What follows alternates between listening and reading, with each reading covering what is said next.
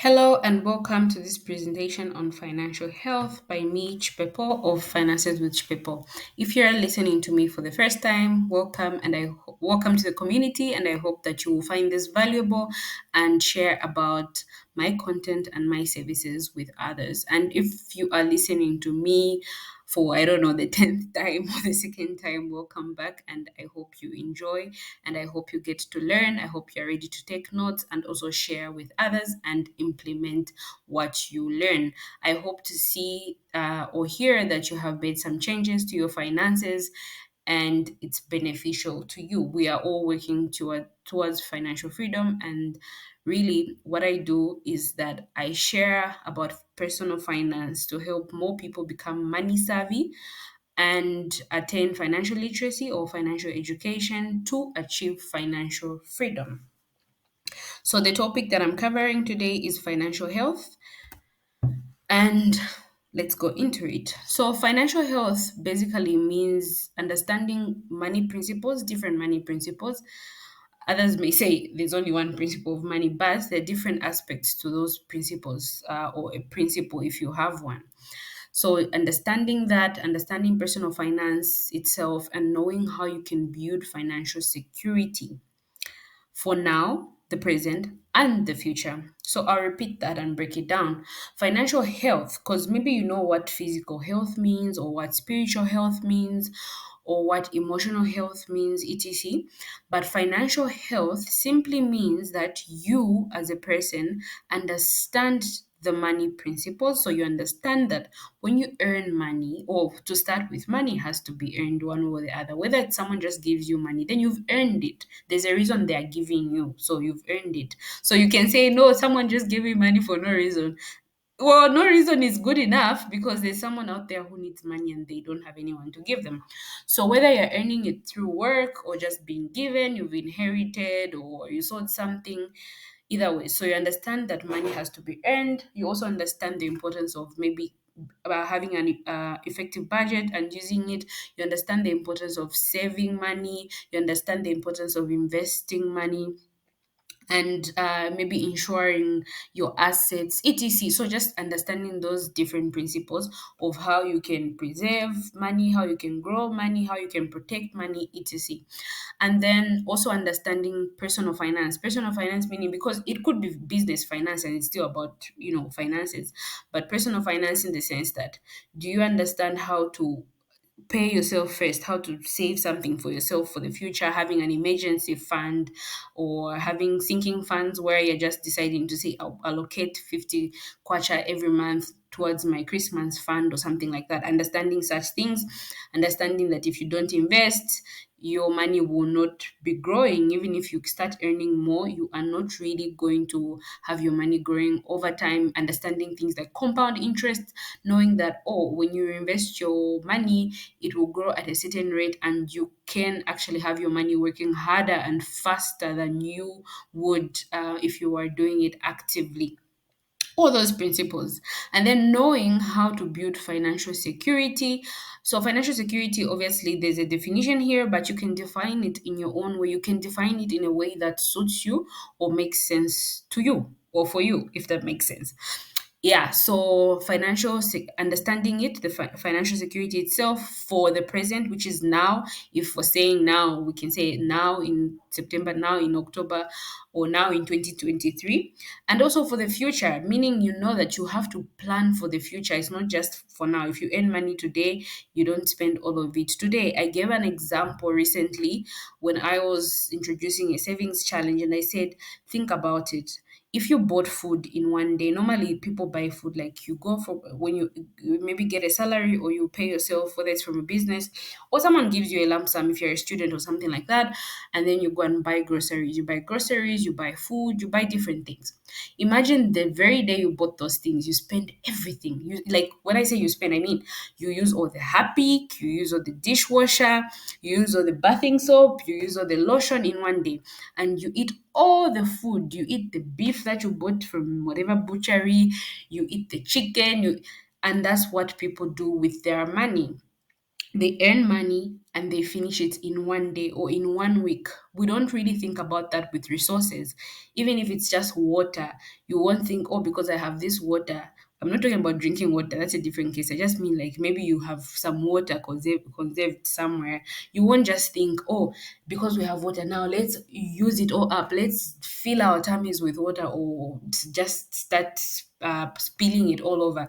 You are cautious. You say, no, this water we have is a lot to last us a whole day or to last us 2 days. Let's use it cautiously. Don't just leave the taps running, close the taps. That's why we do all those things, eh?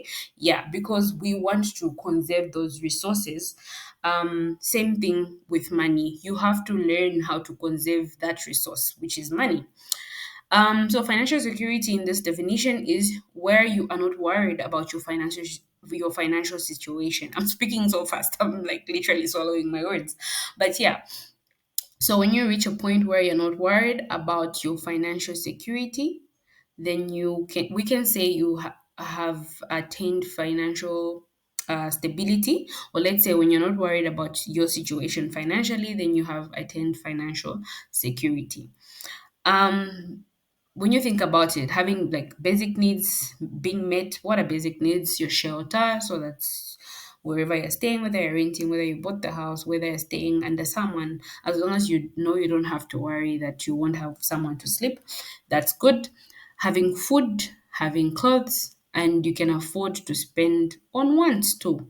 Because as much as we can say maybe in the personal finance world, you can come across courts that will castigate you for spending and all that. I don't do that. I try not to. So I advocate for intentional spending. I don't want you, like the same thing I said about finishing everything in one day. I don't want you to go on a spending spree where you spend so much that you'll have nothing for food. No, but intentional spending where you say, oh, I would love to have some ice cream, and you take something out from your money, go and have ice cream, but it doesn't affect your ability to pay for rent or to pay off your bills. So basically, being able to meet your needs and also afford a bit of wants, or just afford wants. Let me not say a bit of wants, just afford wants, general. Whether you just want to buy new clothes, it's fine.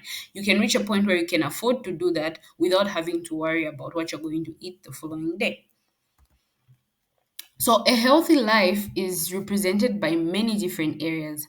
There's the mental health aspect, there's the physical health aspect, and also financial health is one of those areas. When you think about it, some people will actually take care of certain aspects of their health but neglect some. I won't say I'm perfect. I'm very much guilty. Right now, I can say my physical health has been neglected, but I know for sure if I continue doing that, it won't matter even if I'm financially healthy if my physical health is neglected, because at some point the financial health won't be able to cater for that part. So we need that balance. Um, so yeah, the healthy life being represented by the mental health, physical health, emotional health, spiritual health, and all that. And then financial health really being a big part of that, because it's one of the areas, but it helps us live better lives and it can strengthen other areas of our lives. So yes, even though I said if I just continue to be financially healthy but not physically healthy, then the financial health may not do much for it. But if I do it in good time, me being financially healthy can mean that maybe I'm able to afford the healthy options that I may need food wise. Maybe I'm able to afford to get a personal trainer. Maybe I'm able to afford to just even buying gym clothes. It may be simple as that, but that's the thing. Like the financial health part can help me with that. But those are, we can say, almost like trivial examples. So think about it in a different way again, to say if I have money, at least I know I can have access to good health care. So I can pay for certain things that maybe other people may not be able to pay for. Yeah. Your financial health affects and also influences other aspects of your well-being. That's something to remember. Hey, when you are worried about meeting your basic needs, the basic needs that I gave examples of them. If you're worried about being able to buy food, it can lead you to stress, major stress.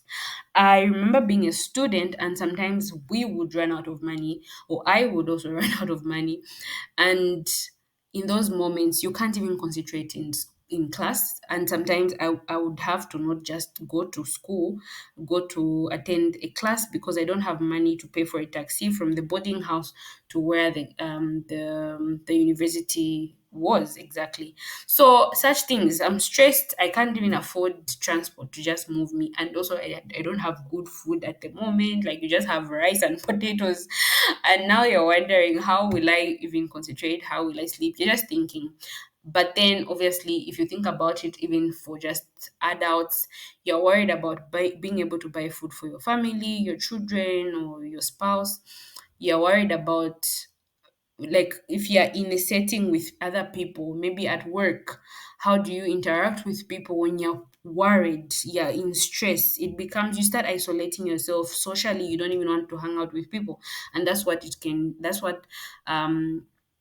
can happen when your financial health is left unattended to.